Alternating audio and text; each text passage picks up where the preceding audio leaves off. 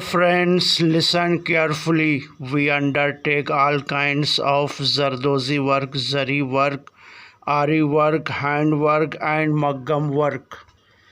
All type of Zardozi work, Zari work, Ari work, handwork, and Maggam work are done here. If you still don't know my workshop, I am telling address once again. Near Lalapet flyover bridge, Lalapet, Hyderabad, Sikandarabad, Telangana, India. So friends, watch and keep understanding.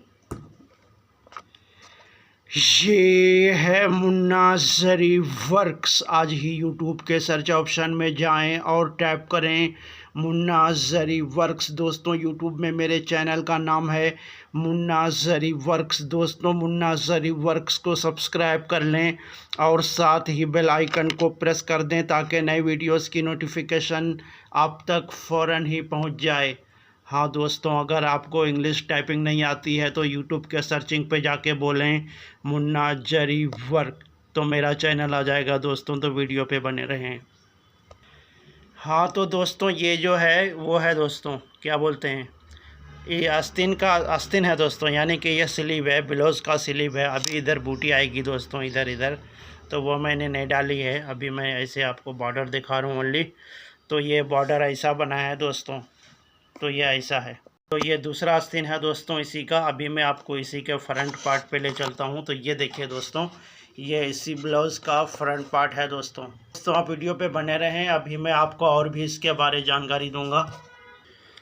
हाँ तो दोस्तों अभी जो है मैं मोती सी रहा हूँ दोस्तों। इसको पोत बोलते हैं वर्कर्स, और ज़्यादातर लोग इसको बीट बोलते हैं, यानी जिसको काम के बारे नहीं मालूम है ये, या जो सेल करते हैं, तो ऐसे लोग जो है, और जो कस्टमर्स हैं इधर यानी वर्क कराने वाले, वो इसको बीट बोलते हैं और हम लोग इसको पोत बोलते हैं। और पोत भी सब कोई जानता है, यानी बेचने वाला भी जानता है और हम वर्कर सब जानते हैं, और जो शॉप का ओनर रहता है उसको भी पता रहता है। बाकी कस्टमर लोग कोई मोती समझते हैं, ज़्यादातर लोग बीट समझते हैं। तो ये है दोस्तों। अभी मैं दोस्तों ये देखिए, ये कुंदन है, बड़ा साइज़ कुंदन है ये। तो इसको मैंने यहाँ पे चिपकाया है ऐसा गम लगा के। इधर फैब्रिक ग्लू, पहले के वीडियो में आप देखेंगे तो पता चलेगा फैब्रिक ग्लू क्या होता है। तो फैब्रिक ग्लू से चिपकाया है दोस्तों।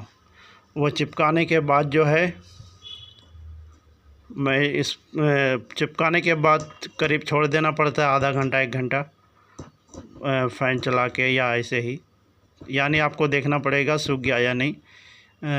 ये फैब्रिक ग्लू तो जब आप डालेंगे तो वो वाइट दिखेगा दोस्तों, दूध के जैसा, यानी कलर उसका दूध के जैसा रहेगा, दही के जैसा समझिए, या दूध के जैसा, ऐसा वाइट रहेगा।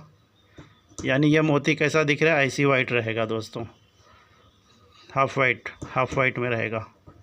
और जो है सूखने के बाद उसका हाफ़ वाइट कलर ख़त्म हो जाता है। जैसे अभी इधर देखिए दोस्तों, गम हमको दिख रहा है, आपको नहीं दिख रहा होगा, लेकिन ये पानी कलर बन चुका है। यानी ये कपड़ा जिस कलर रहता है उसी कलर के जैसा बन जाता है, यानी उससे मिल जाता है। तो ये फिर अलग बाहर दिखता नहीं है, ऐसा है। तो अभी मैं वो कुंदन चिपकाने के बाद ये मोती का राउंड सी रहा हूँ दोस्तों। तो ये तो मेरे हाथ के पास कैमरा है ना, इसलिए मैं आहिस्ता आहिस्ता सीता हूँ।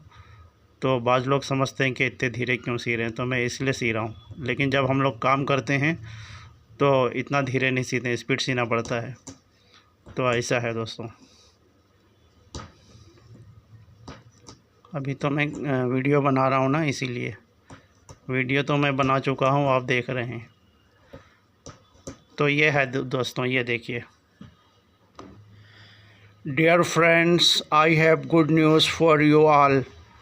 We take orders from customers' house and free deliver to their doors without any extra charge. This information was for those people who lives in Hyderabad, Sikandarabad, Telangana, India. So dear customers, contact us. I am able to talk Hindi properly. Okay friends, thank you. हाँ तो दोस्तों, अभी मैं आपको information दे रहा था कि मैं जो है घर पे भी काम लेता हूँ, यानी ऑर्डर।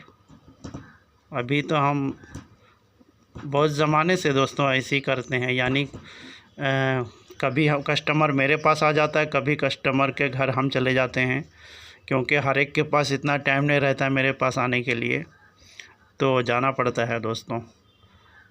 और उसमें हमें भी आसानी रहती, क्योंकि हम जाके ले आते हैं, और उनको आने के लिए फिर उनका इंतज़ार करना पड़ता है। उनको कब टाइम मिलेगा, उस टाइम हम यहाँ रहेंगे या नहीं रहेंगे अपने शॉप में, क्योंकि हमें भी इधर उधर जाना पड़ता है।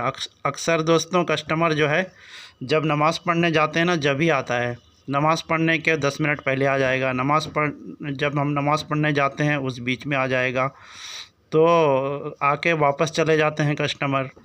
और मेरा फ़ोन भी जब साइलेंट में रहता है तो हमें मालूम नहीं होता, और हमें भी टेंशन हो जाता है, क्योंकि नमाज़ पढ़ते पढ़ते अगर किसी का फ़ोन आ रहा है या कोई बुला रहा है तो जल्दी जल्दी में नमाज़ सही पढ़ी नहीं जाती है।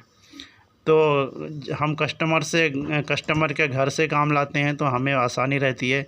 अपने टाइम से हम निकल गए और लेके चले आए, और व्हाट्सएप में दिखा देते हैं कस्टमर को कि ऐसा बन रहा है, ऐसा बन रहा है, तो कस्टमर समझ जाता है।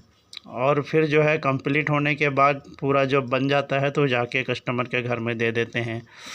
तो इसमें कस्टमर को भी आराम रहता है, हमको भी आराम रहता है।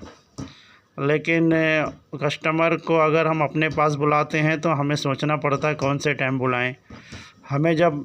हमारा टाइम जब सही रहता है, यानी हमको जब कंफर्टेबल रहता है, तो कस्टमर को आने में दिक्कत हो जाती है। जब कस्टमर आसानी से आ सकता है, जब हम बताएं ना कभी नमाज़ को जा रहे हैं, कभी कहीं जा रहे हैं, कभी कहीं जा रहे हैं, उस टाइम कस्टमर आके फ़ोन पे फ़ोन कर रहे हैं। तो ऐसा हो रहा है दोस्तों, इसीलिए हम लोग ऐसा करते हैं, और बाज़ लोग भी करते हैं, मैं भी करता हूँ कि डायरेक्ट कस्टमर के घर से ही काम ले आते हैं।